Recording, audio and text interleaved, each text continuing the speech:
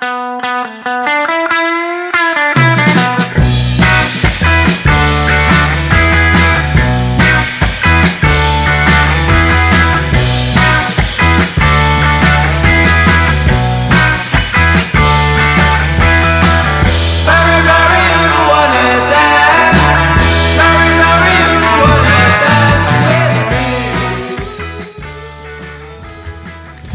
to High Tea with Derrick and Rens, the first Dutch podcast about cannabis culture. My name is Derrick Bergman. And my name is Rens Hoppenbrouwers. This episode is sponsored by Seed Stockers, affordable cannabis seeds for home growers, available at seedstockers.com. We are recording this episode at the original Greenhouse coffee shop right here on Tolstraat in Amsterdam.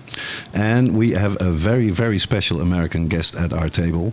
Master breeder Shiloh Massive, founder of Massive Creations. Welcome to the High Tea podcast. Hey guys, thanks for having me. Thank you so much for coming over. Yes, Shiloh has been growing cannabis and creating new strains in the Emerald Triangle in Northern California for over 25 years. But he has also lived and grew weed on Hawaii, in Spain, and right here in Amsterdam. So in this episode, we will dive deep into the art of breeding and the cannabis culture in the Emerald Triangle. But first, we'll discuss some of the biggest cannabis news stories of the past weeks.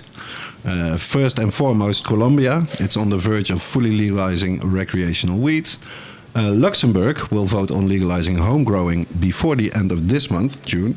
And Nepal's Minister of Finance has told Parliament why the country banned the plant in 1976. In the United States, the 7-year court battle between RAW and OCB rolling papers has come to an end, and cannabis farmers in Mendocino celebrate much-needed reforms. And here in the Netherlands, the HighLife Cannabis Cup, Europe's longest-running hash and weed competition, was held for the 29th time. And the Amsterdam court has asked fundamental questions to the public prosecutor about the backdoor of our coffee shops. As always, you can listen to our regular segments, What's in Your Joint Today, our history segment, listeners' responses, and the High Tea podcast Kweekhoekje. Our homegrown segment, and our homegrown segment. So, this is High Tea with Derrick and Rens, episode 76.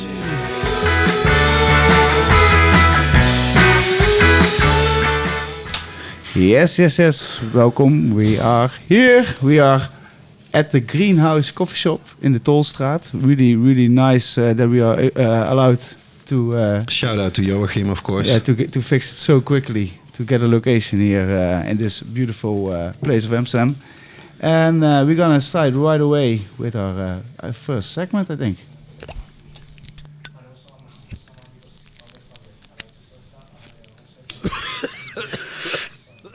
Wat zit er in jouw joint vandaag?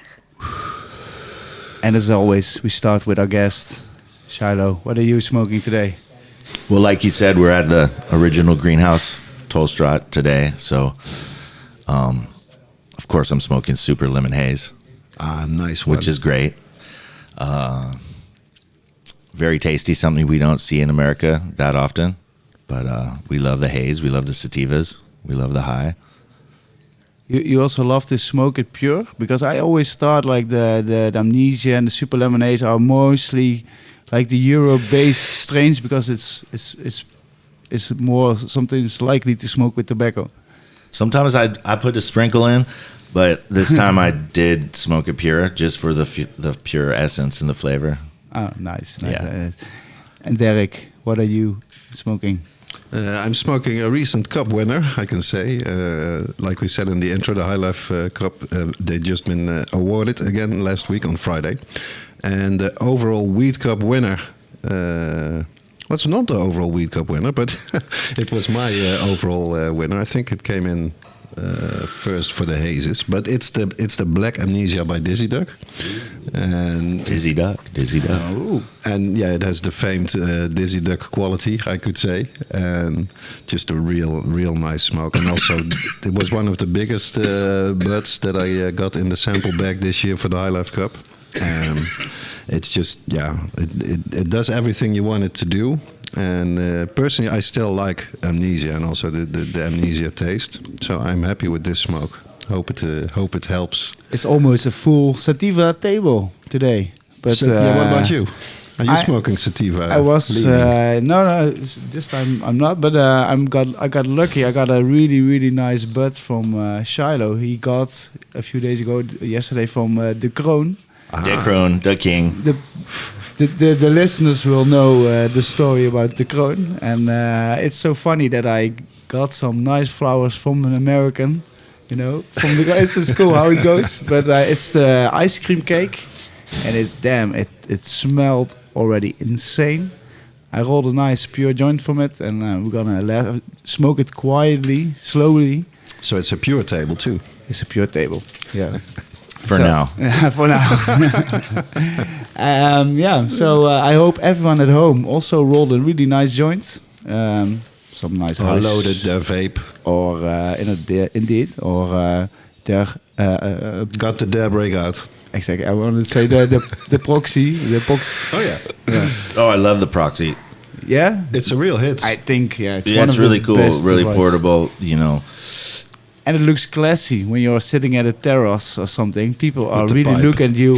What are you doing there? So Pull out the Gandalf wizard extension, and you're ready to go. exactly. Shout out to Puffco. Yeah, man. They're awesome. I say we go to the news segment.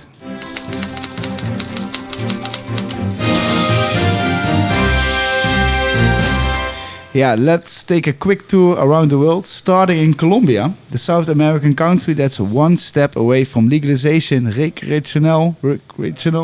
I never can say. Rec weed. Rec weed. Recreational. Exactly. Recreational. Tell me more about it, Derrick. Yeah, I was hoping to have like the news right here, very fresh, because actually yesterday, the day before we record, Colombia had its 8th and final debate, because they have to change the constitution to legalize recreational weed. And in order to do that, they need to have 8 different debates on the same subject, which I think is quite an interesting system.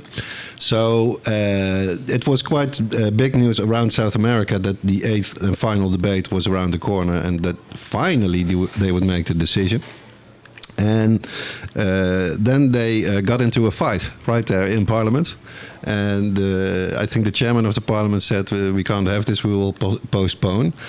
And now it is, we are recording this episode today, June 17, I think. Before June 20, they need to have a vote on the subject, otherwise it will be stalled again. So it's I can't tell you, dear listeners, that they already legalized it. It's of course, Colombia is a very interesting country. If you talk about cannabis, probably no country in the world has suffered more from the war on drugs than Colombia.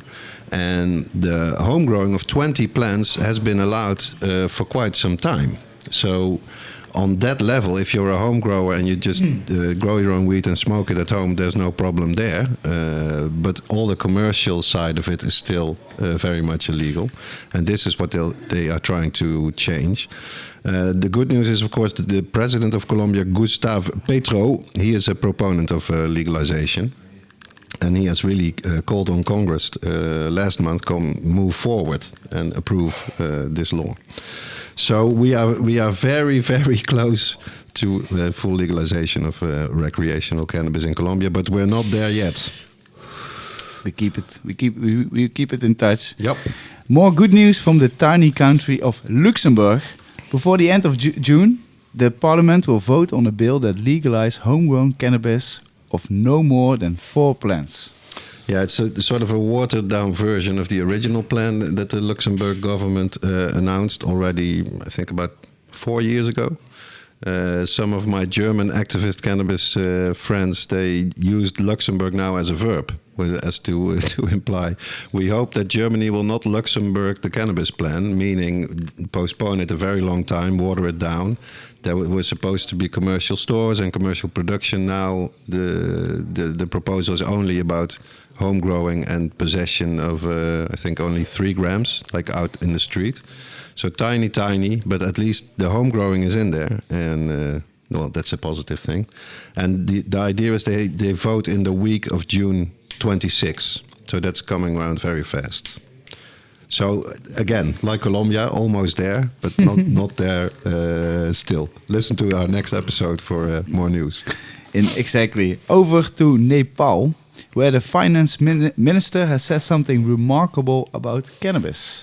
Yeah, his name is Dr. Prakasharan Mahat. And he revealed that cannabis was banned in Nepal, which happened in 1976, after foreign countries threatened to stop the foreign aid to Nepal. So this is something that a lot of stoners probably already know. But the fact that this minister on that level has said this officially in the parliament of Nepal is, I think, quite significant news. I have a quote here. He said in Parliament, Nepal banned marijuana after many countries supporting with foreign aid threatened to stop the aid. Now those countries have relaxed the laws and permitted cannabis for medical purposes and are making good profit from it. Super hypocritical, how you say that? Yeah. Totally. So this is, I think, is a very interesting quote, and of course this goes for a lot of countries around the world who have basically, been coerced into adopting the cannabis ban, where they did not want to do it themselves. So yeah, Nepal. Let's hope we get the fair trade hash, the Nepal temple balls, legally. In not too long a time. Yeah. News from the US, and probably Shiloh knows it probably better than us, but the 7-year court battle between RAW and OCB rolling papers has ended. I think they will make a movie or a Netflix series about it, because it's such a crazy story. Where, the one company is trying to sue the other one, and then the company is suing them back, saying, no, but you are, you're infringing on our copyright for RAW, because I think OCB once made the package look remarkably like the RAW papers package.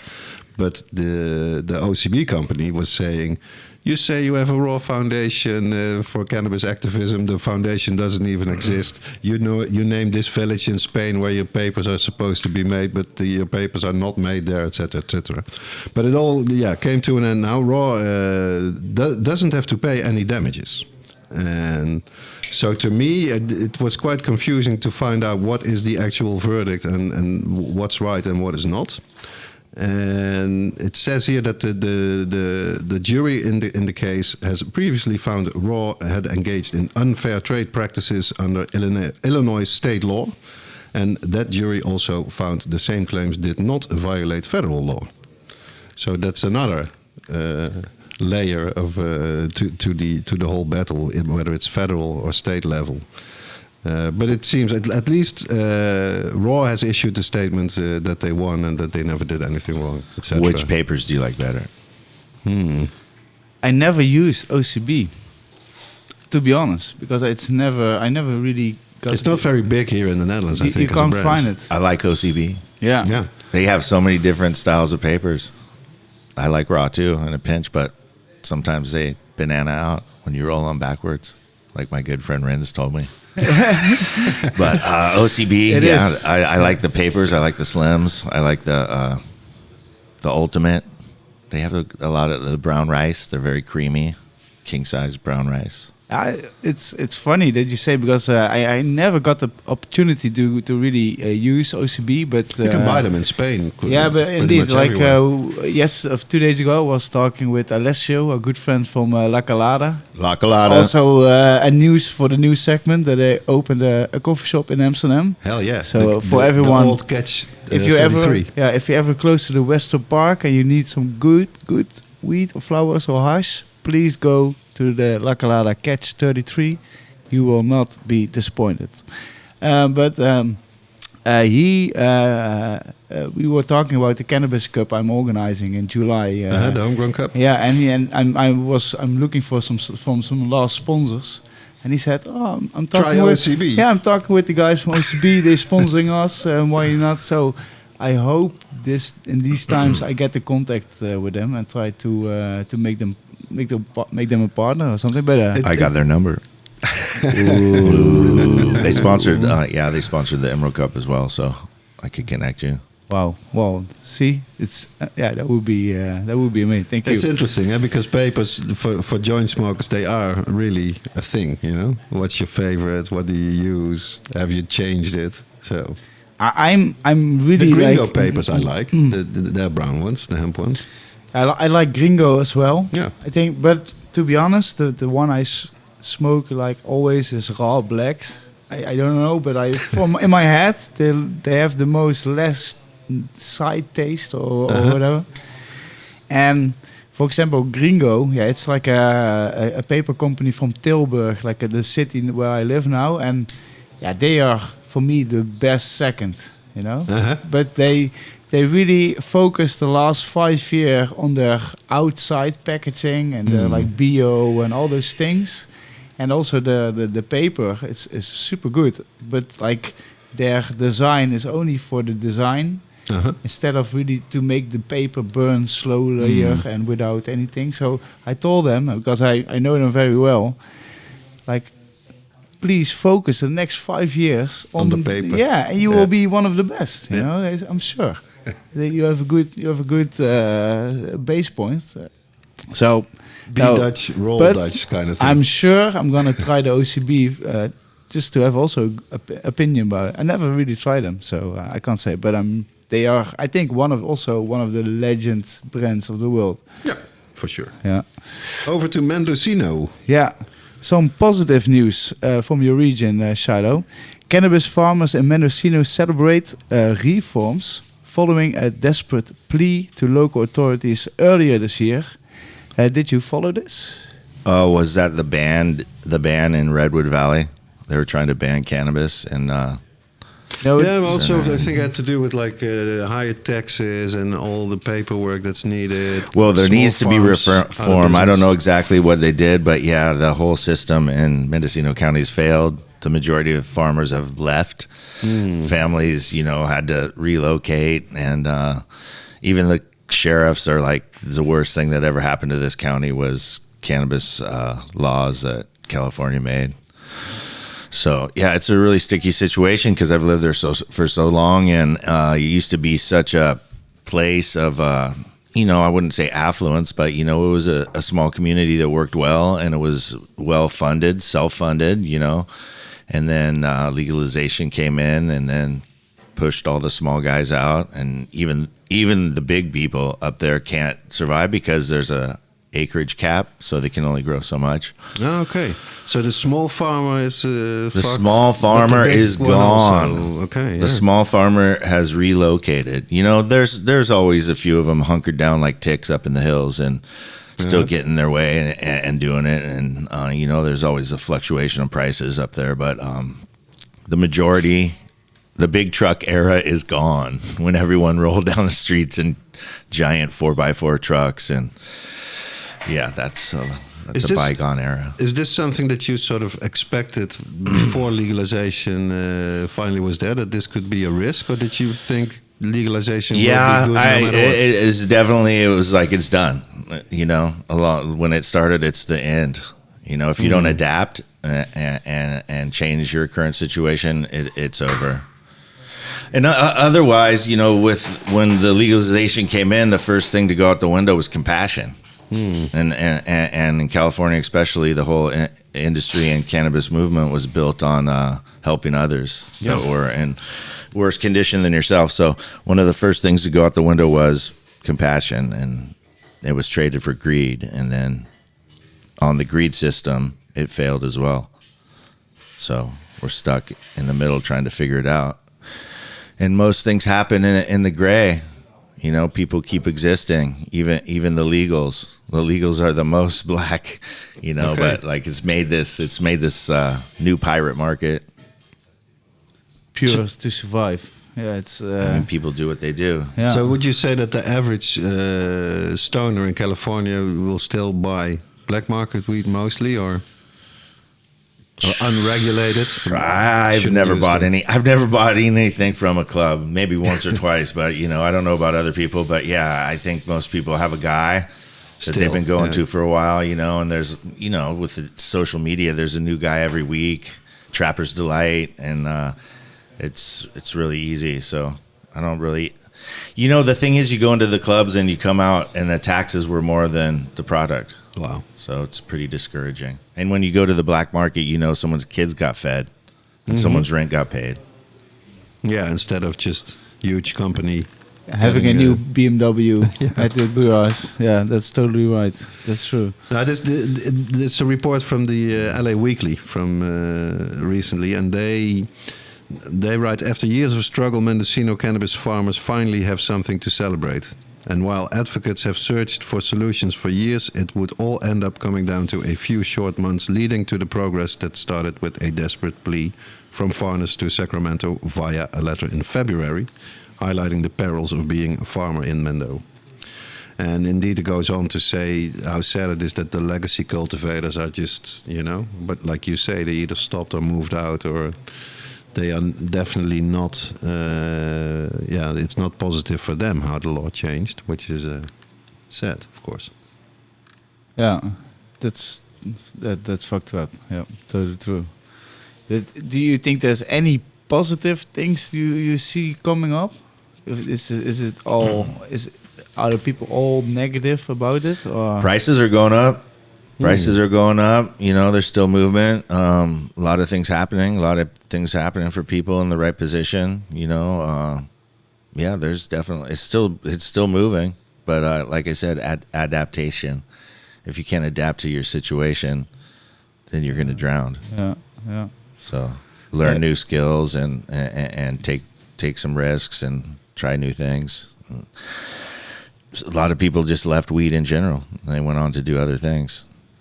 Maybe they had a law degree that they weren't using, and they were growing weed instead, and then they went back to being a lawyer. Or that must be quite a life change to go from that to that. Who knows what's happening in the Netherlands? When's the experiment starting? But anyway, we end our world tour back in the Netherlands. The HighLife Cannabis Cup ceremony took place here in Amsterdam last week. I wasn't there, but you were, Derrick. How was it? Yeah, it was a nice party. Also, great weather as well. And well, what struck me, I said before, I can say it now because I have the list before me. The black amnesia that I'm smoking indeed won the haze category, but the Weed Cup overall weed winner for the first time was actually an imported USA strain, peach champagne, entered by Kramer's coffee shop in The Hague. So that was a first, that the Dutch Weed Cup was awarded to some weed that was imported probably from California. We won the High Times Cup back in 2002 or something like that with the grape, and we definitely imported it. And I know in like 98 they were imported. One of the winners, maybe it was Love Potion number 9 from Reefer Man, and it was imported. Okay, and grown in Cali. That's nothing new. Well, that was Canada, but okay. Yeah. So that was, there weren't too many extra new competitors, which I sort of hoped for. And but like I said, the party was excellent, and also quite interesting is that the ambassade Edwin, who we had on the podcast, I forget the number, but for our Dutch listeners, if you haven't heard it, certainly a few episodes ago, listen to that episode. It's really interesting.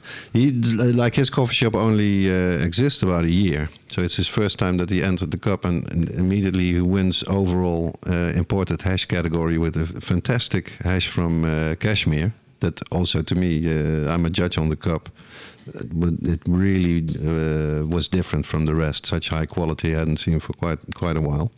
And the rest of the jury members they agreed with me because it got most points and won the overall cup for hashies. So congratulations to the ambassade for this result. Yep. Really nice.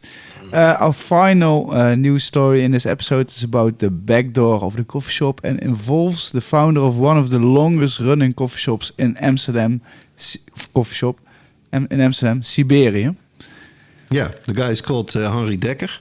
He now owns a total of 5 coffee shops. He's like the lesser known Henk de Vries of Bulldog. Nobody, very few people know Henry. I've known him quite some years because he was also always a small sponsor for Cannabis Liberation Day, the event that the VOC organized here in Amsterdam. And he was part of the documentary Nederwiet, the he movie. He was in Nederwiet, the movie as well. So he's it's like a Dutch documentary about the back door from 10 years ago or something. I would say he's like a real weed warrior, and I wrote also my weekly column about this case last week.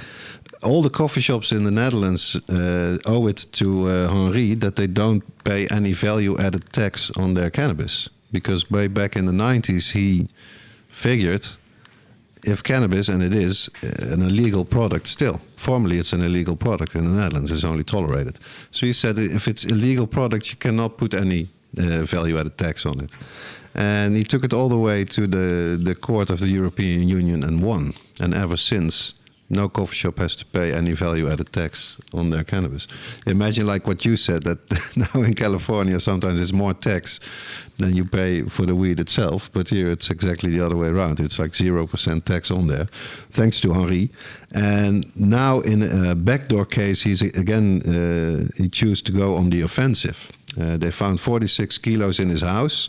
Our foreign listeners might not know this. If you have a coffee shop in the Netherlands, you can only have a maximum of 500 grams, so half a kilo, in your coffee shop. So for all the strains put together, all the hash put together cannot be no more than 500 grams. This makes no sense whatsoever. Most coffee shops, especially here in the center in Amsterdam, of course, they sell a lot more than 500 grams every day. So they need an outside stash. They need people to go from the stash to the coffee shop. They can be ripped at any time. The stash can be found out. It's just a stupid system. This is why Henri Dekker, he went to the newspaper and he said that I'm just so sick of this bullshit, because the damages that he makes when the police confiscate his stock in the stash, he can deduct it from his tax declaration, and the tax office is okay with it. So it's really one sort of imaginary bullshit policy. So when they found the 46 kilos, he only got a very mild sentence for it, only a community service and then conditional community service, but still he took it up to a higher court. And the news now, the recent news, is that the higher court has asked the public prosecutor a few fundamental questions about their backdoor policy. Basically, why do you still do this? Is there a certain goal you have with this? Are you aware of the risk that criminal organizations or competitors of a coffee shop can easily give an anonymous tip and use the public prosecutor for their own means? So all these really good and fundamental questions they have to answer now before October. And as we have the Siberia verdict for the value-added tax, maybe this could lead in the future to a sort of Siberia verdict 2.0, where the backdoor will finally, the backdoor policy will finally change. So a noticeable development here in the Netherlands. Yes. And good luck to Henri on this new mission.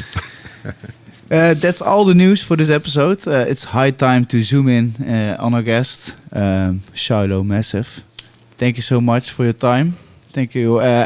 We always like to start at the beginning with our guests. Can you tell me a little bit about how your youth was, and what was your first time you got how you say that, connected with the flower, with the plant? Let's think. That was a long time ago.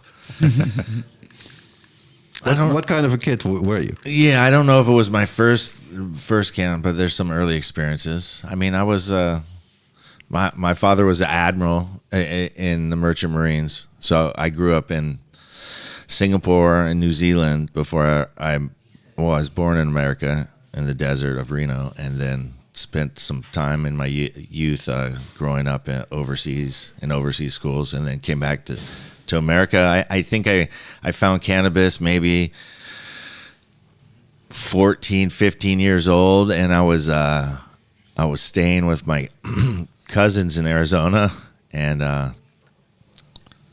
my uncle had some High Times magazines and some motorcycle magazines, and I was like, my cousin was showing me the magazines, and she's like, look at this.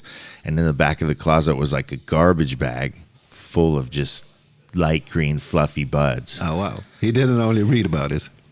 And then we were going on a trip with my grandfather just around the country. He was driving us, and this cousin, they were Sioux cousins. She was a little older than me. She's like, grab some of this. So she grabbed a couple handfuls, and I grabbed a handful, and I grabbed a High Times magazine.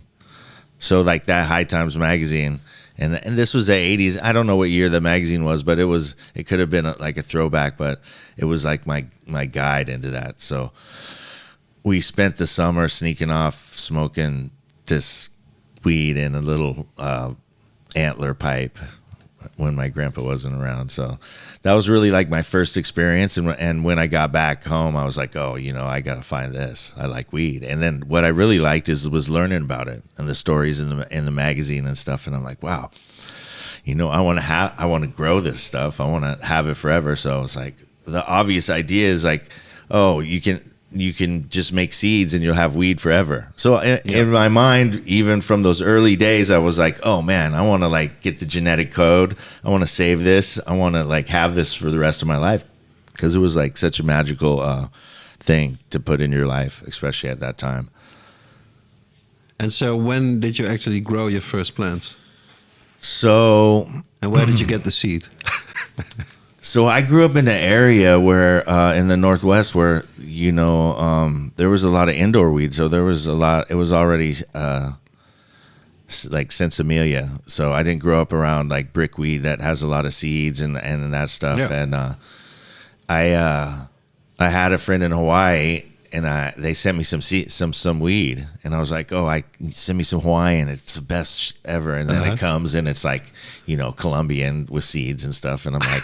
Okay, well, it's still cool. This is from Hawaii, and we took the seeds, and we were probably in high school, and my friend had a girlfriend, and they had like some cow pastures up in Washington, and you get these big Hungarian blackberry bushes, and you can kind of like tunnel into them and like use it as a fence to keep deers away. So we grew some of these Colombian Hawaiian seeds in the cow field with there's cow patties, so we throw those on top of the soil. We lived in an area where there was water right there, so you could catch fish. We'd catch fish, we'd cut them up and put them in the dirt and kelp, big bull kelp. We'd smash that up, and totally organic. Yeah, totally back in the day. And then we grew these giant purple sativas, because you have to have a special plant that'll finish in Washington State outdoors before the rains really hit hard, like here. And then the sativa qualities of this plant kept it from molding, so it wasn't the biggest harvest, but I still remember those buds to this day. They were just like fruity little purple buds, and I'd carry them around with me, sneak my little smoke during work or whatever. Probably also being incredibly proud that you had actually grew my own weed, and I was like, wow, look at this. You can do it. And then so you're like, oh, where do we get seeds? We got to find seeds at this point, we didn't live far from Canada, so when we got our driver's license and stuff, we'd drive up to BC, because Mark Emery had that area going on with the seeds back then. So some of my earliest memories, because it was hard. It was a lot harder to get to Amsterdam, and no one wanted to really send those seeds in the back of High Times, send them to your house. It was a little scary back then. So we would drive up to Vancouver, BC, and that's where I first started buying seeds, like Lulu's Lightning and Joker's G13, Doc Atomic, the Afghani #1. But the one time... What kind of seed banks were it back in those days? Well, pretty much it was Mark Emery. Mark Emery shop. was, and then there was, he would represent some different dudes, like Federation, and then like Jordan of the Islands, I'm sure. And but all Canadian... Yeah, just Canadian seeds, because back then Canada was pretty free about the weed. They had the little Blunt Brothers, and you knew you could go up there, and it was like a small mini Amsterdam, and just started making connections there. And one time I was across the street playing pool with this Rasta cat, and he had some weed, and I remember he gave me a nug, and he was telling me the seeds, and it was a chitral strain, and they were just giant tiger stripe seeds, and I was just like, more excited about those seeds in that bud than smoking the joint, right? So I took those home, and I had a grow room, and I didn't have a grow room. I had a light in my closet, and it was like, I was just like, the coolest thing ever, just grow your own weed because it's so fire. A jar of the sticky icky will guide you through your life, you know what I mean? If it's full, if it's even half full, if even's got anything in there, it'll guide you. So I started growing the chitral, and I was known for that for a while because in my little circle. And then my other buddy, he had the red-headed stepchild, which was a totally different strain. And then, we started meeting other people, and the chitral and the seeds were in it because it would throw a late season hermaphrodite flower. So I had to cancel out that after a while. It wouldn't make a lot of seeds, just a few, but I got that blueberry, and then I ran that blueberry, that one that the buds were blue. I'm gonna say it's not DJ Short, but it was a blueberry with blue buds, and I ran that exclusively for the next 5 years. With the taste, really the taste. Oh, bro. It's not the most strong weed. It's strong enough for most people, but the flavor, those terps are non-existent to this day. Exactly. That was a very special. I got chills thinking about that taste and those terps. And so I had that at 430 Son Agron in my closet, and then after I grew a couple crops of the chitral, I was selling to my buddies. I bought another light, and this is the era. You wouldn't drive to the grocery store. You would take a bus there or something. Well, but when was this in the time? I would say this is in the 90s, early 90s, because I graduated in 89, and I was pretty self-sufficient after that. So I got 2 Sonagros, and I was just blowing up my closet, and it was like coming out. I had this plastic tent built around it, and then, I'm like, this is going good. And then I got a house with a basement, and I'm like, this is all I like live for is like, because I like before this was happening, I was around some older cats, and I seen the technology, and I was really kind of not. I was a weed nerd. I would find any book, and you'd have to search for this stuff, I remember. You would have to get this. So I made my life about that and learned some technology and got immersed in some things I probably shouldn't. But I got a house, and it had a basement, and then I moved from 2 lights to 4,000s, and then pretty much I had the whole basement, and then.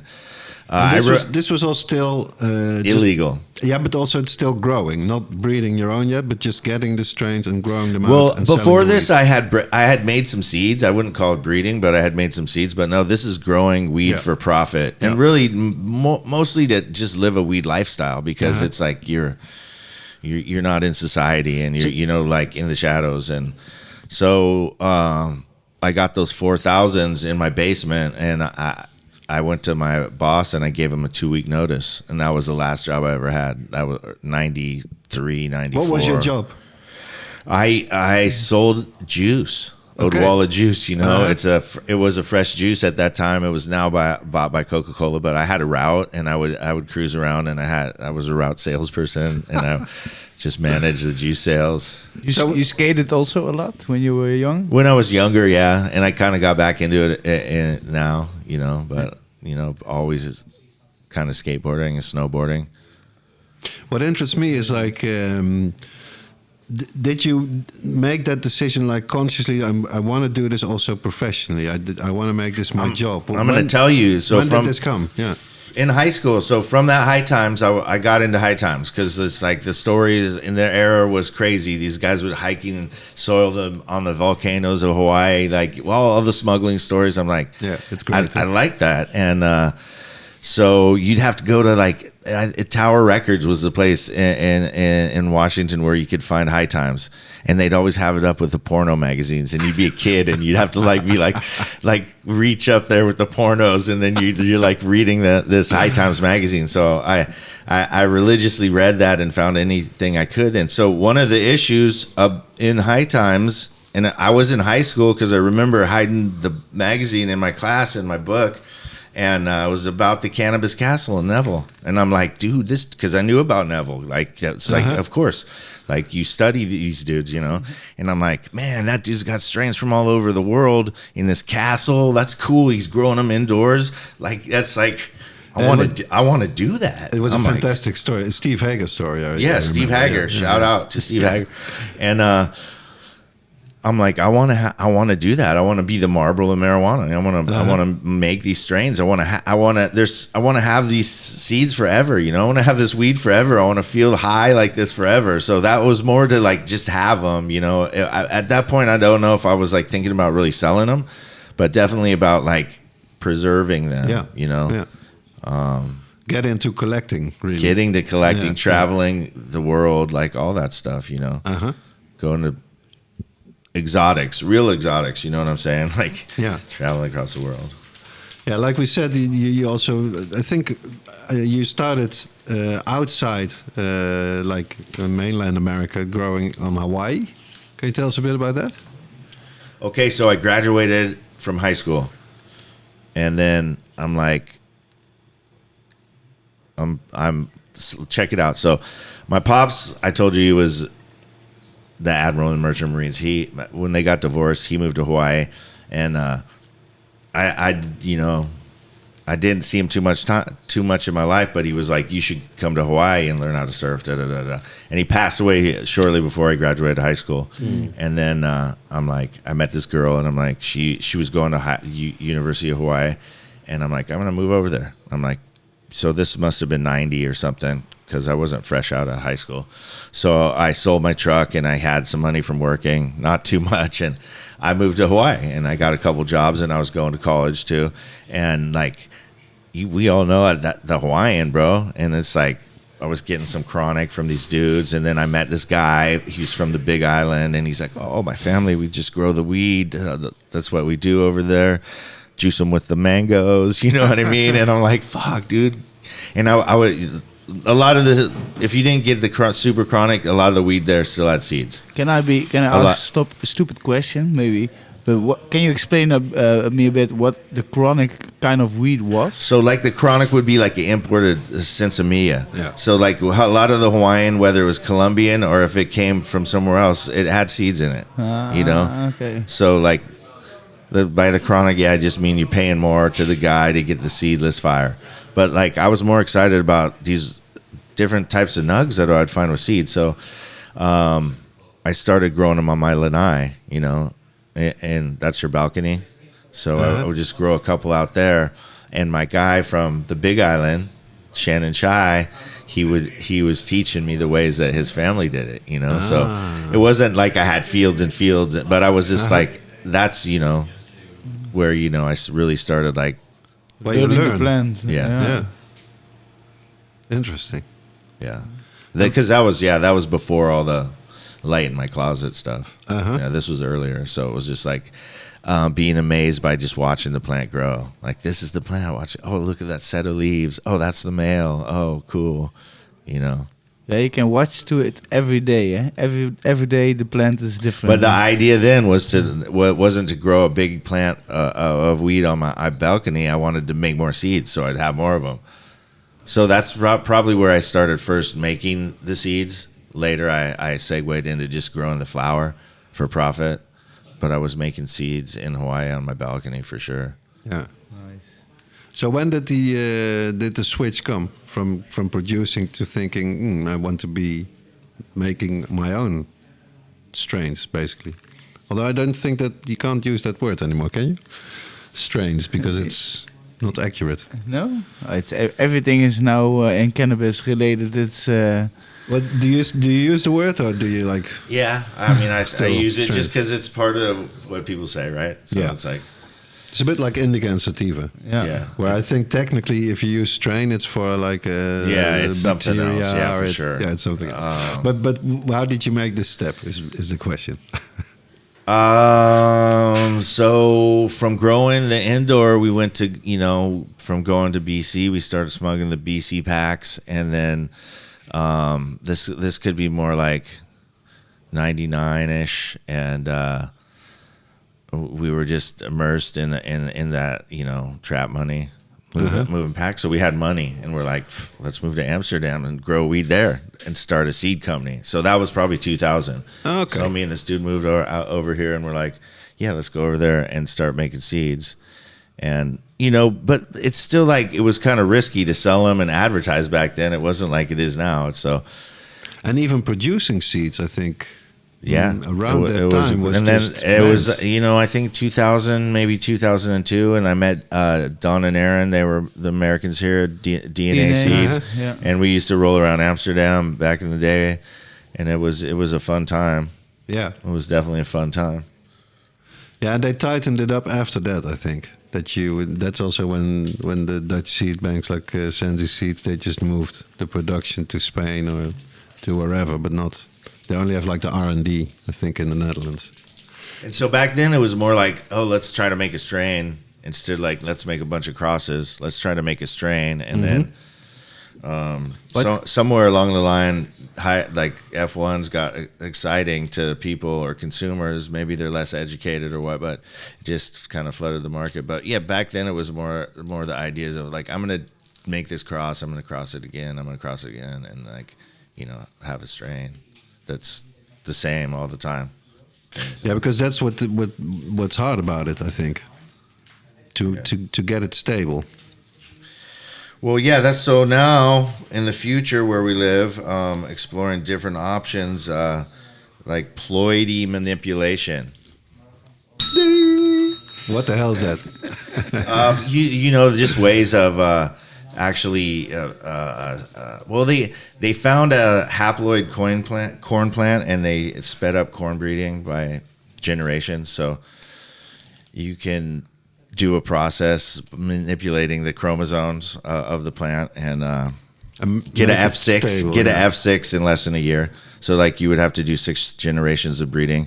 So you would since cannabis is diploid, it has 2 sets of chromosomes, one's from the mother, one's from the father. You can take I don't want to give away all the secrets, but you can do some studies, and you can take a set of the chromosomes and then double it. So you doubled the haploid, and then you have 2 sets of exactly matching chromosomes. So that's known as an inbred line or a true breeding organism.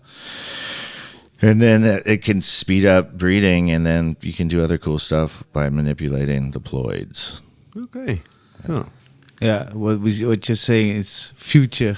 Well, it's like there's a difference between seed breeding and seed making, and I'm guilty myself. There's only a few strains that I've taken to that level of like, oh, we can call this something that we really built and made, like bred.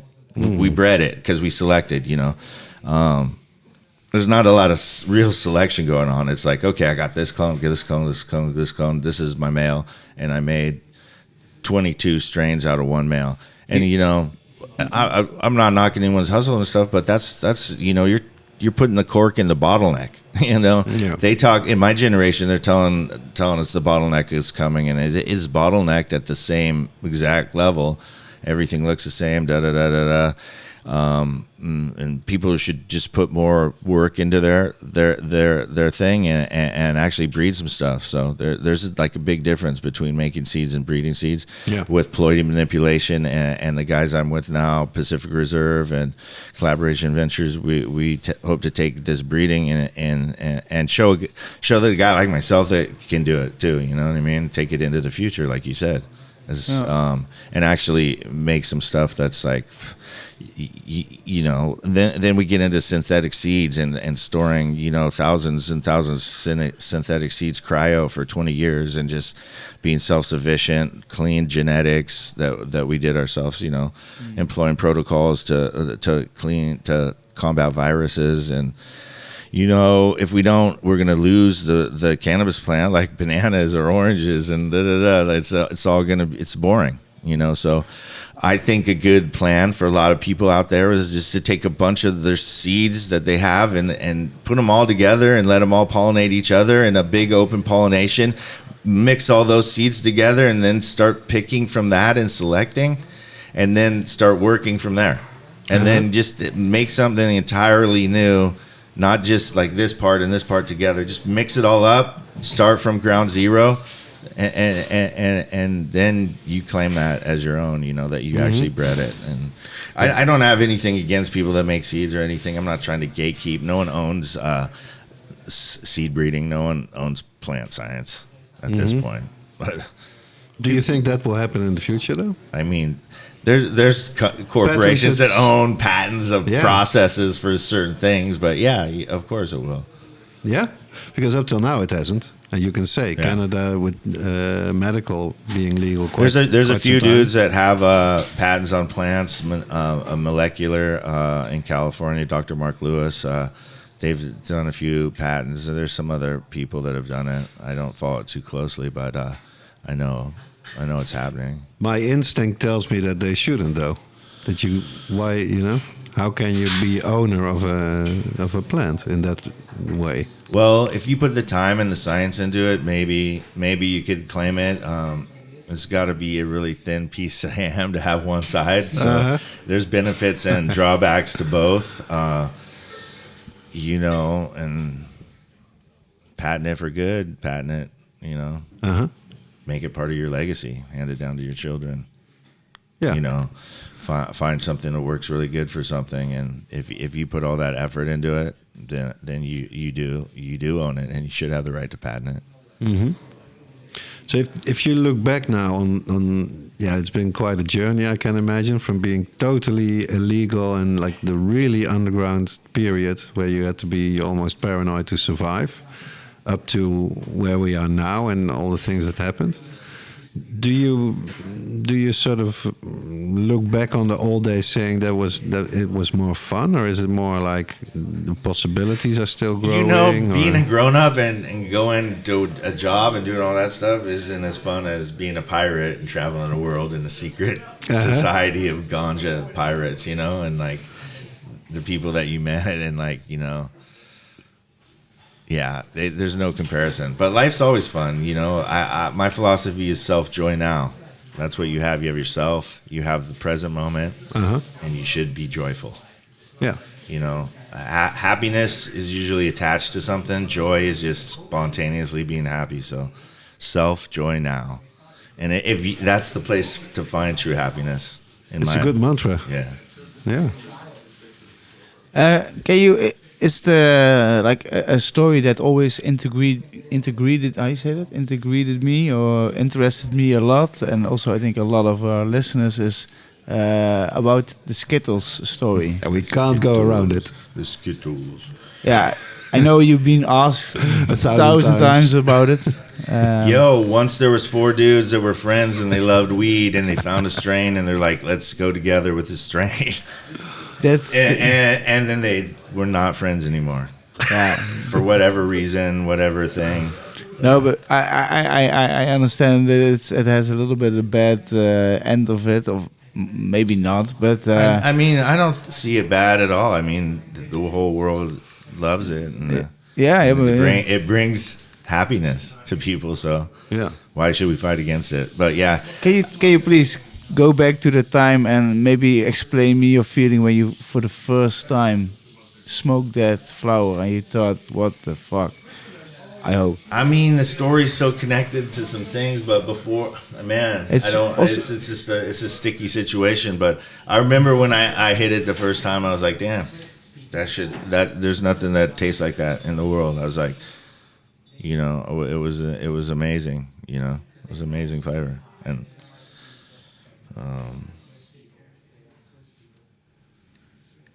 Did you already thought this is gonna be a world-changing strain?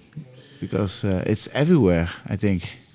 Of the names, not the real strain probably, but I think the most faked weed or copied weed. So my friend asked me. He was like, "Oh, so you go to Spanibus? Cause the recent one I was at, and they're like, oh, what was it like?" And I told him, "Have you ever been to the swap meet where everyone sells the exact same fake Louis Vuitton bag? It was like that, but with Skittles." Yeah. So you must have found some flowers that you liked, or did you just? No, there was, but definitely there's fire, and there's definitely fire in Barcelona, but. as far as people trying to make money on cannabis. Just like you said, the name.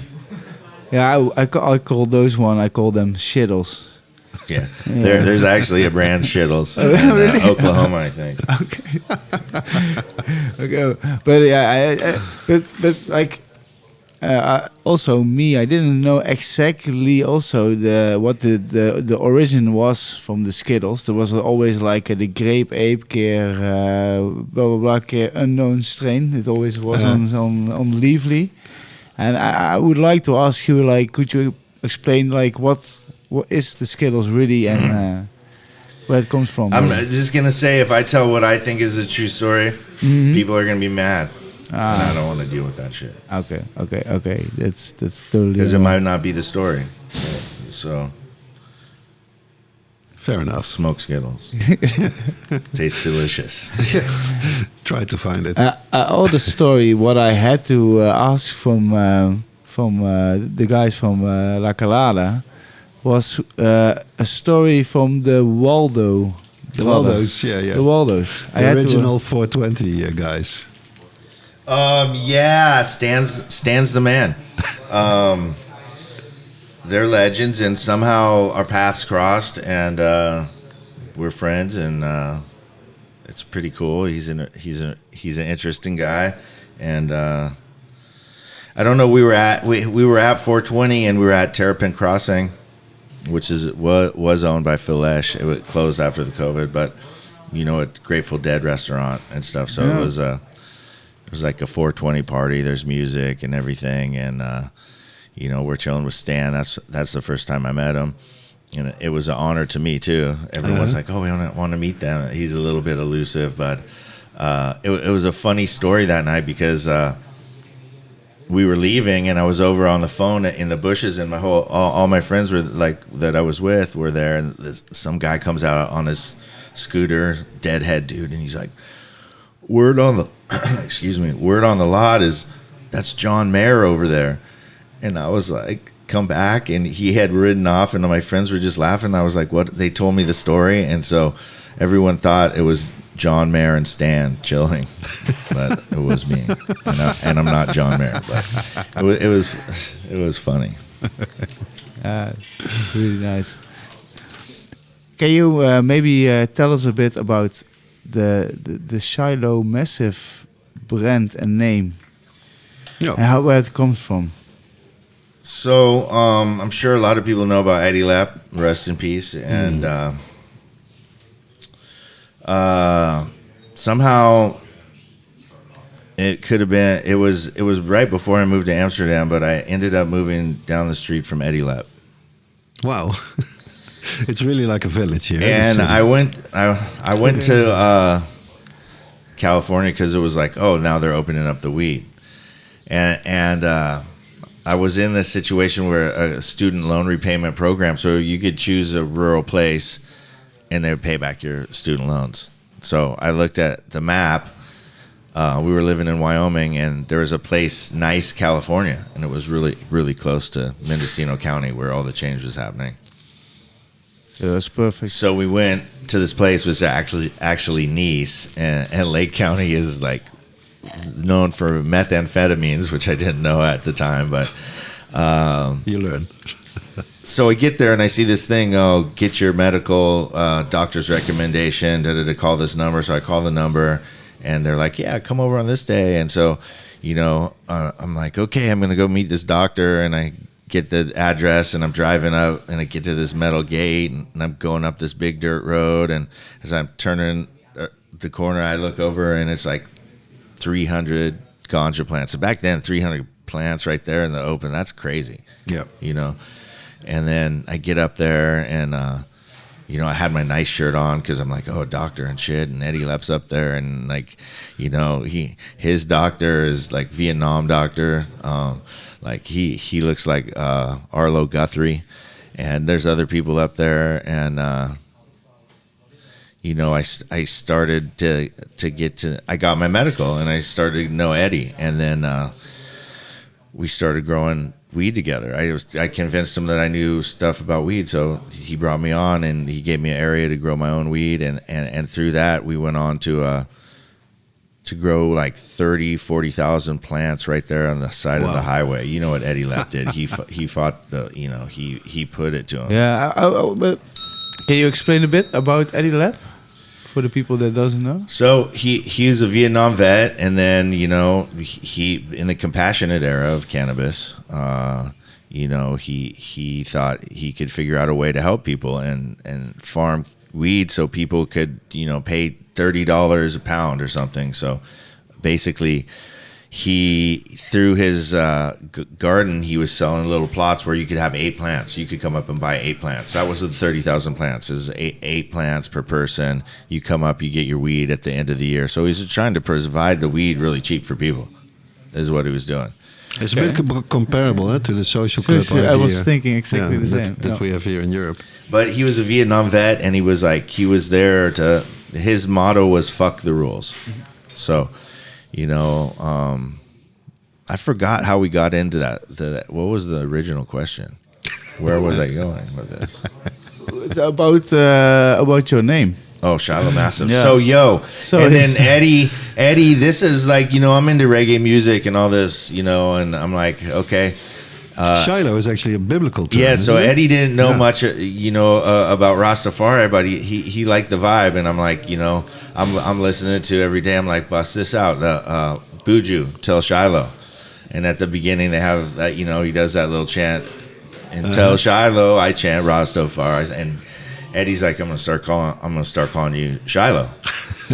And so that's and it's like, okay, so my wife at the time was the head of mental health of the county we lived in, so I couldn't just be like, this is my name, because it would go back. So this is the era of aliases. I have never really told this story. It's a good one.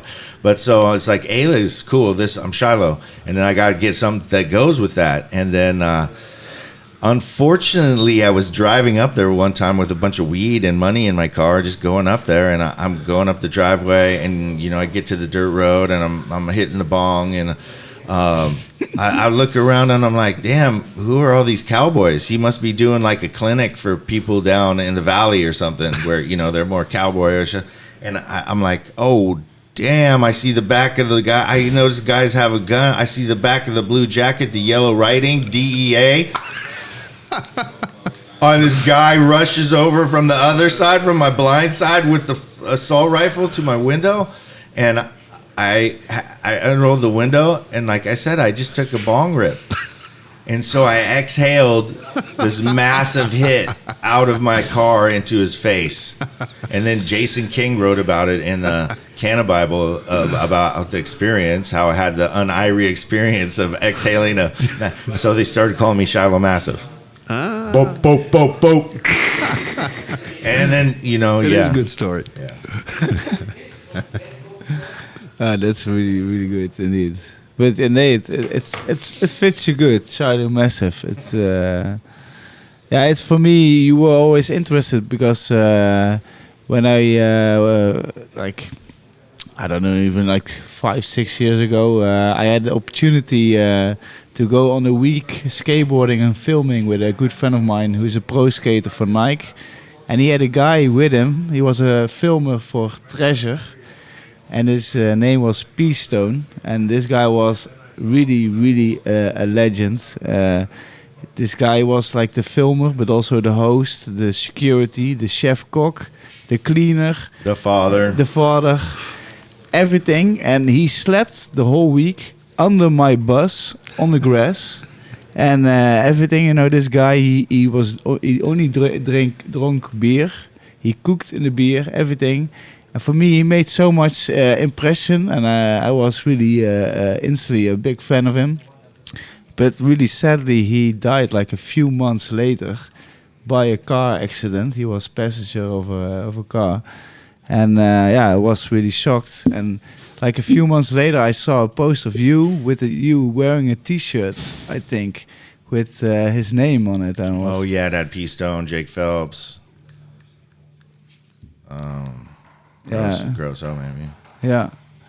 So I thought instantly, okay, if this guy knows Peastone, it must be a nice guy. And then Nice. I saw your pool, your front garden. Yeah. Nah, then I think if you have a pool, a skateboard pool, like a ball in your front garden, then that's really nice. I was also because you're now in Amsterdam also for a reason. I think you're not here for the holiday. Can you maybe explain us? I came out to have a couple meetings and talk about tissue culture, and I went to the Green Tech convention. It was the first year that they had cannabis section at the Green Tech. For people who don't know, it is like one of the biggest, really agricultural Exposition. fairs that we have here. That's usually for people that grow tomatoes and flowers and all this. They had it before the cannabis pavilion, but it's interesting to see. I went the very first time because I thought, well, this is new.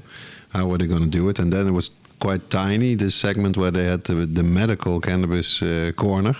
But you did have already in the beginning Dutch passion seeds there alongside big companies that always were very much shying away from cannabis and not even answering questions about it. So this is interesting. And what was your impression? It's very different from, say, a normal cannabis fair like we know. Yeah, it was cool to see the technology. Mm-hmm. I saw some cool things, definitely. Automation and stuff probably wouldn't really work in California too much because there's good labor. But they had a drone that flies around and diagnoses your crops and checks on pests and stuff. Crazy. And it's cool to see. I liked it. There's a lot of money there, definitely. So yeah, a lot of money. For me, it's always been interesting. Like, how does it work if like they say that the Dutch growers and from all the other kind of vegetables and fruits are like one of the best from the world, they say. Yeah, right? True. So I'm super curious, like if the core growers from the cannabis industry will collab with them. But it's starting to happen already, is my impression. Yeah. Just this week, the news came out that Paradise Seeds, you might know the company. Luc, right? Yeah, Luc Krol, one of the older seed companies. He is in this new sort of program together with these big firms like Delphi and Philips Lighting, so all the outside cannabis world companies, to make this sort of knowledge center together. And someone indeed reacted like, they're doing it again to find the best way to grow cannabis, like on a sort of a scientific way, which also to me, being a very small time grower, is kind of crazy, as if there is one, perfect way to grow weed. But it is indeed a development where you can say that a brand like Paradise Seeds is involved at such a high level with these other companies. It's starting to happen. Okay. Yeah, there was definitely a lot of big agriculture interest walking around there. A lot of South Africans interested in cannabis, and then you could tell some of these guys, were there to peep game. Yeah? You Yeah. notice?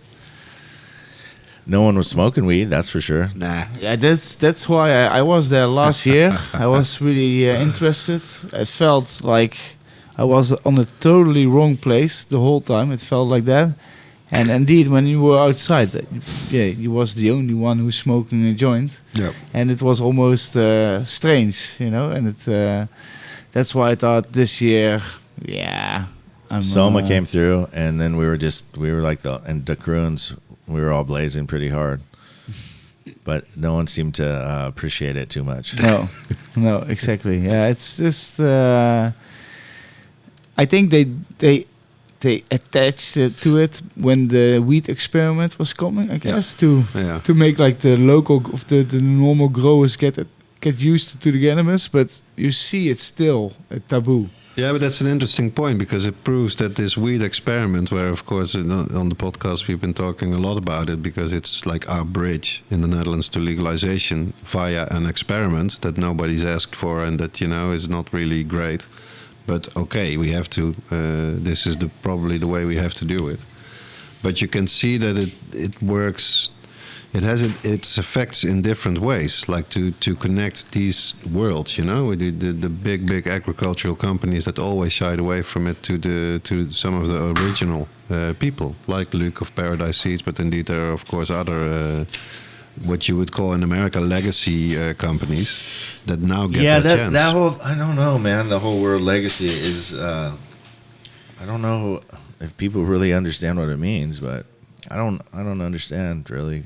Legacy is what you leave when you leave it to your children. That's your legacy. Uh-huh. So you don't really have a legacy till you leave it to your children. But I guess people building legacies together. But I guess there's a few families that are still in it like that. But it's kind of that new catchphrase where people throw it around like, "Hey, we're the legacy. It was someone else's legacy before it was yours." Like, no, people always want to tell the part of the story what puts them in the spotlight. You know what I mean? Yeah, true. And hey, what did Rakim say? You know, I don't need a spotlight. I got light. So yeah, I kind of stray away from the catchphrases, but I understand what you're saying. Yeah, and I think it's similar to that word organic as well. You do seem to have these buzzwords, and they always come from America. But like in my role as an activist, I can really admire my colleagues in America for creating such great slogans and using words that can really change the discussion around cannabis, for instance. And sometimes even a bit jealous, because if you like translate literally some of the slogans that worked really well in America, it's just shit in Dutch. They sound, you know? in Dutch, horrible. Even Like which one? Like a victimless crime, which is a whole concept, you know, like tax and regulate.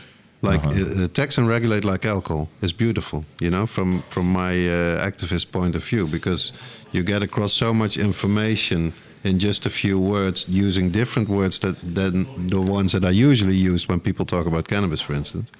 So, and it's also, of course, an inspiration. Yeah. What are you like? If you've been to a few places where you experienced the cannabis culture, Hawaii, California, Amsterdam. Spain too, I think. Spain. Yeah, I love Spain. Spain's great. Catalonia, or I've only been to Barcelona, so okay. Because actually, I was wondering, technically like, not Spain, but what was your true. favorite place?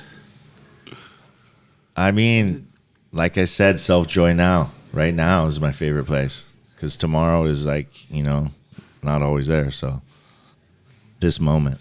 That's a beautiful one. Yeah, that's nice. I was wondering if you have a last good question for. Well, what's always interesting to know is that we talked, of course, a bit about what the future is going to look like. But how do you see? We can now say, like we also did in the news segment, so many countries are coming online. You know, they take a bit longer, but they will get there. The Czech Republic, for instance, will probably be first. But how do you see that pan out in the future? Say, where will we be in 10 years? When you talk about home growing, tissue culture, strains, patented, what will the world look like in cannabis in 10 years from now? I hope people keep it local and small, and you know, and not go to the full extremes. The small craft's the best, you know, like mezcal, Pacharon. You know, these things that they make, they can't exceed a certain amount of production. You know, I would like to see that. You know, the return of craft, people caring about it. Like, you could do your own. You know, yeah, you could do great things on a small scale. You know, the best weed's always grown by the people that love doing it the most, not the people that are there for the paycheck. So I'd like to see the spirituality and the connection with the plant come back, because that's really, like, in my early years, you know, there was a connection, and it's become sort of a fashion accessory in a certain extent. And, you know, I don't think people are tapping into the full potential of what it offers them.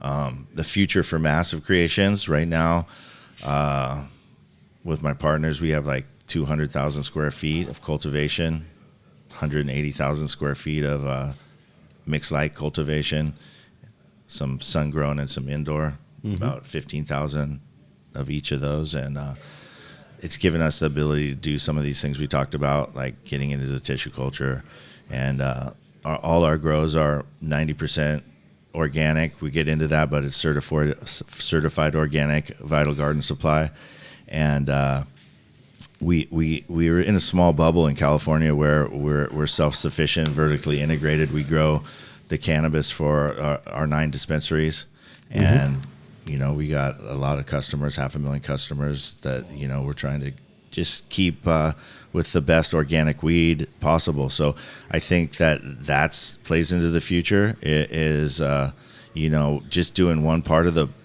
puzzle isn't really going to solve it. If you do everything, you're it's really proven to be successful for us. So shout out Collab Ventures and Pacific Reserve Brands, Cocoa Farms, their whole team, Vital Garden Supply. I love them. Killing Vital Garden. Yeah, most of the winning hash is Vital grown. Some of people will argue, but like a lot of the best small, and that's what's killing in the solventless in the hash game is a lot of these guys are growing their own on small scale, like Secret Society, Hash Co. I know they use the Vital. A lot of people out there using the Vital. It makes stuff taste great, and I really want to say, in the virus world and what we've seen in comparison, growing on such a large level with salts, the health of the plant with organics. I'm sure if you follow me, it's just insane. And healthy plants grow healthy buds for healthy lives. Yeah, exactly. I was super lucky that I was in America one time and I came across the guys from Vital Garden. And I had the chance to smoke some of the white runs, and they had the Skittles as well, and also a few other strains. And it was so good. It was so that's why it's funny if you hear that brand again. But what I was also wondering, like, what kind of strains are you focusing in your place? Like, so right now we have over 30 strains in I guess you'd say pheno hunt stage. We started groups of 35, maybe 40 different strains, and we're looking through those, and then we're like going back to what I was saying is like, a lot of people, this plant will go with that plant and this is the one. So we're going to take into account genomics and do some leaf testing and understand the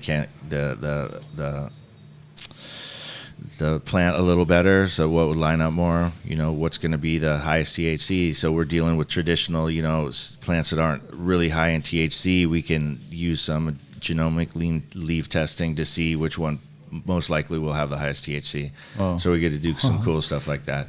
I'm really excited about like some of these sativa strains, the Black Pineapple Haze, the Oaxacan crosses. I'm really excited about the Oaxacan crosses. There's too many to list. What is that? There's a couple different crosses with the Oaxacan from Oaxaca, Mexico, which is traditionally one of my favorites. And I got a good representation from a friend, and there's some grape gack Oaxacan, grape hash plant Oaxacan. There's too many on the top of my head. Pineapple lemonade, that's going to be a banger. The original Blue Dream, Santa Cruz Blue Dream, is a strain that was really great at one time. There's some crosses with that. Also, going deep, and then it's exciting. So, and as like somebody who probably smoked lots of different strains, like what is still your classic you can wake up every day with? The one. The Virginia skunk, but I don't have it. So where's it at? Virginia skunk. Virginia skunk? And why? What makes it so special? It's just the best weed ever. But for me, I just like a good gas, man. I just miss the era of gas. The gas is unleaded these days. It's not jet fuel. So, how are you on the question of how long the weed should be dried? Whether it should be very fresh or not? Because I get the idea that some people are going, it should be really, really fresh is better. I think people are drying their weed too fast these days. You know, there's drying and then there's curing, and the two processes together take some time, you know. A lot of people just try to rush it to the mylar and get it to the trap. Yeah. And that goes into the other thing is what, you know, we're concentrating on is terp preservation and terp education, you know. Educating more people about what terpenes are actually smoking. They don't even know that they like this terpene. So terp preservation, you got all these grows, and then they grow the weed, and then they trim it, and they put it in a tub, and then it sits. You know, we always had a sack of weed, and we put it in a glove box, and then we went and came back from the mall on the wrong day, and you know, half the terps in the bag were gone just in one day. So I think the cold chain is going to come into play in large production. You know, it definitely should, and that's another thing to bring into drying, curing, storage is the missing. People don't store the wood, you know, at the proper temperatures for the terps to still be there in a year. You know, what's the perfect temperature, you would say? I mean, I don't know what the perfect temperature is, but I'm saying in there at 55 and the humidity, you know, you could ask the Google gods, actually, but or the AI gods. Yeah, nowadays. the AI gods. But you know, just take care, basically. Take care of it. Yeah, take care of it. I noticed that you're smoking a new joint where you did it like the European way, I would say. Mixing some of the real devil's weed tobacco with some hashies from I did. Greenhouse. I love it. Dirty spliff. Did it come because of the La Calada guys who went to America? You know, I'm going to tell you, I've been smoking that type of hash for when I first came to Amsterdam. You know, Steve Hayes was one of my gurus, and you know, this was maybe right before the bubble bag, and then before the there was some isolator, but not much. And then, you know, so I got a traditional education, even though I know Steve doesn't smoke the tobacco. It's heavy on the hash, just enough tobacco to let it burn. I really like the flavor. I like it. You know, it must be in my bloodline.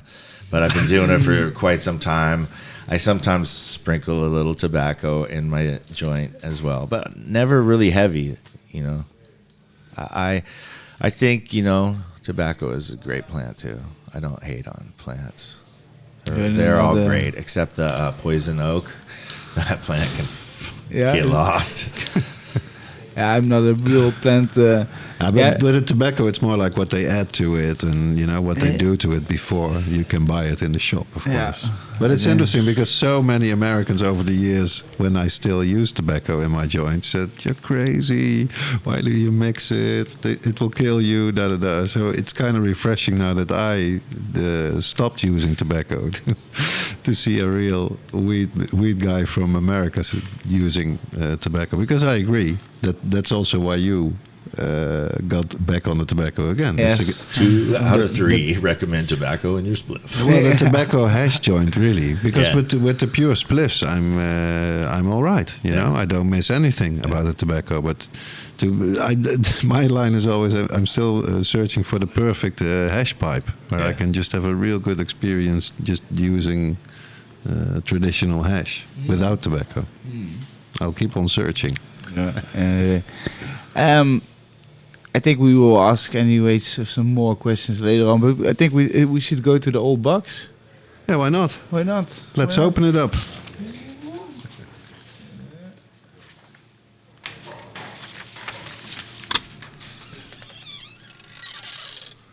We took the old box all the way to Amsterdam, here in the greenhouse on Tolstraat. And in every episode, I shine a bit of a light on a piece of cannabis culture history. And this time I took with me a little book published here in Amsterdam in 1996 called Get Lost, The Cool Guide to Amsterdam. And it's the 4th edition, actually. It's written by a guy called Joe Pauker, an American guy, obviously a stoner, and has some nice chapters about coffee shops, grow shops, and seed shops here in Amsterdam back in the 90s. So I thought it might ring a bit of a bell. Yeah, definitely used that book back in my day. Yeah, with you, Shiloh. So I'll read a short fragment from the chapter about seed and growth shops.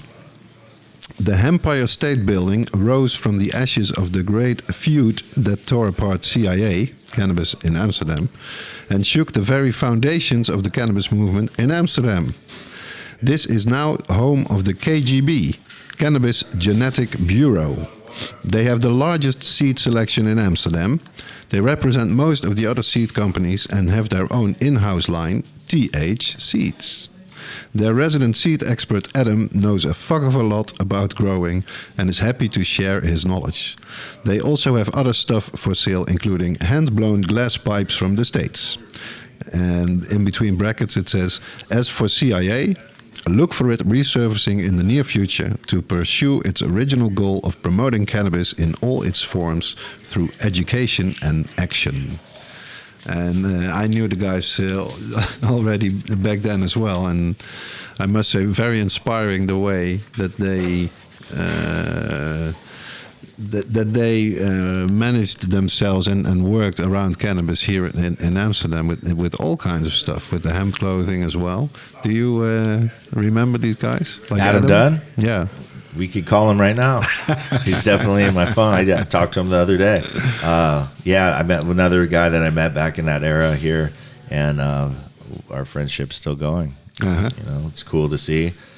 He has me on his show sometimes, and shout out to the guys, TH Seeds Amsterdam, Adam Dunn, the hemp clothes, the dog clothes. Great people.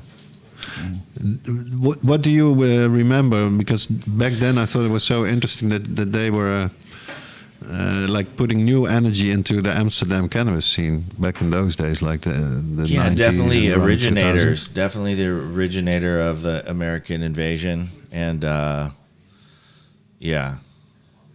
definitely out there spreading, promoting cannabis to this day. Mm-hmm. What I remember most is he used to have those drum and bass parties. Mm.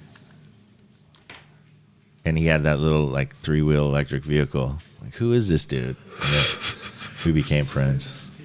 And I think I bought one of the first hemp hoodlums too, original jackets. Uh-huh. I was so stoked. Oh, look, it's got the rolling paper thing. Yeah. Oh, yeah. You know what I mean? Yeah. Like, look at these guys. They got stash. hemp jackets with rolling paper dispenser. And those original jackets were fantastic. I used to own one. I wore it down to the thread. Really, it took me Hey, years Adam, to do it. you got to hook my guys up with some jackets, dude. It gets cold out here in Amsterdam. Dougie, where you at? Come on. Would be cool to have them on the podcast one day. For sure. They are also legends from the industry. So, Absolutely. for sure. But it's a really classic book. It's funny that they made this, and they were popular in the United States before for young people before they go on the trip to Amsterdam. No, you could just buy it here. Yeah, I think that's where you I got it, or some. It was like the beach. You come to Amsterdam, and someone had this book was the map. Yeah. You know? Yeah. It's so funny because it's like really pre-internet. Yeah. Now you can find it all. It's no problem. Like, how did but- we find this stuff? We had to like look at maps and street signs and like, crazy little books. get lost. Like Exactly what we did. Even with the book, we got lost. Yeah. Because it does have maps in it, and what I also Yeah. liked about the book, it has like a good chapter on sex as well, on the prostitution and the red light area here, where he's really. I like the way he instructs the tourists to say, have respect for these ladies, don't take pictures, rather not do this, rather do that. So I thought that was kind of, indeed, like it says on the cover, that was cool. It is the cool guide to Amsterdam. And it, of course, too bad we don't have camera with maybe we can post a picture of it, but the way it looks, even if it's the 4th edition, it looks really quite amateuristic. Eh? But enthusiastic. It's perfect. Yeah. Yeah. It looks cartoony. Come to Amsterdam, cartoony. Yeah. turn off your phone, buy this book, If you get can still- lost. Yeah. That's the real thing is come to Amsterdam, get stoned, turn off your phone, and get lost with Joe Pauker. It's perfect. Thank you, Derrick, for the goods, for the thing, to bring that cool book. I will make a picture of it. I will put it online. I have to remember that also. I'm such a bad for marketing and all these kind of things. But we continue. We put it on the Instagram. Yep. We continue. We go. We always in every episode we pick a winner from the listeners who reach out to us with the questions or suggestions or any other response. He or she receives a prize from our sponsor Seed Stockers, and the winner for this episode is I choose the Kroon. The Kroon himself. Because he sent me a message like, hey, if you are with Shiloh, can you ask me how he liked the flowers and what he thinks about his flowers? Oh, bro, fire! Everyone I showed. It's fire. insane. Yeah, I've been smoking as well now the ice cream cake, and it's fantastic. It's really fantastic. I personally think Kroon is one of the best home growers from the Netherlands, and we are still trying to get him on the show. Get this dude on the show. He loves weed. Maybe you have to go to him though. Yeah, we'll do for sure. We will. No See, it worries. goes back to what we were saying. The people that love it the most those are the best growers. That's Kroon for sure. loves weed. So It's part of his soul. The Kroon. Sorry, we still haven't got you on the show, but We'll send you a prize package anyway. yeah, we let you know. We get you on the show. That's for sure. That's for sure. Yeah, and we have an extra prize to give away to you, dear listeners. Thanks to the guest we had in episode 75, Peer Sanders, founder of the Reggae Sundance Festival. And the next winner in the show will receive 2 tickets to this wonderful outdoor event that will be held on August 12th in Eindhoven.